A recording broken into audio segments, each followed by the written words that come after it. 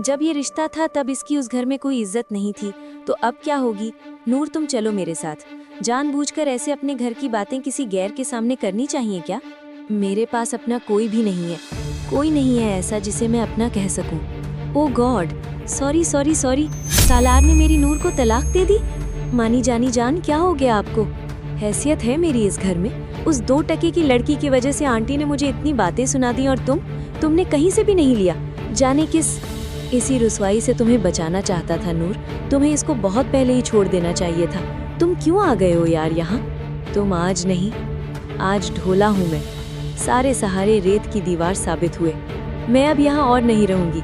जुल्फ़िकार शाह तक भी ये खबर पहुँच चुकी होती है कि सालार ने नूर को सबके सामने ही डिवोर्स दे दी है, और उससे रहा नहीं जा रहा होता, इसलिए वो फौरन वहाँ पहुँचता है।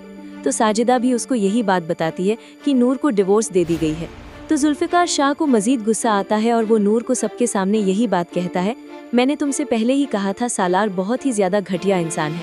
तुम्हें इसका साथ नहीं देना चाहिए, तुम्हें इसको छोड़ देना चाहिए, लेकिन तुमने मेरी बात नहीं मानी।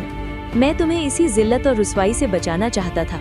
इतनी देर में सालार भी जानबूझकर जुल्फ़िकार शाह को मजीद गुस्सा दिलाने की कोशिश करता है। तो जुल्फ़िकार शाह सालार से यही बात कहता है, तुम कुछ ना ही बोलो तो तुम्हारे लिए अच्छा है। ऐसा ना हो कि आज तुम्हारी शादी वाले दिन ही मैं ये बात भूल जाऊं। क्योंकि सालार और उसकी सारी फैमिली पहले ही जुल्फ़िकार शाह की पावर देख चुकी होती है, इसीलिए सालार वहाँ खामोश रहना ही बेहतर समझता है। और जुल्फ़िकार शाह बार बार नूर को अपने साथ आने का कह रहा होता है, लेकिन नूर मानने को तैयार नहीं होती।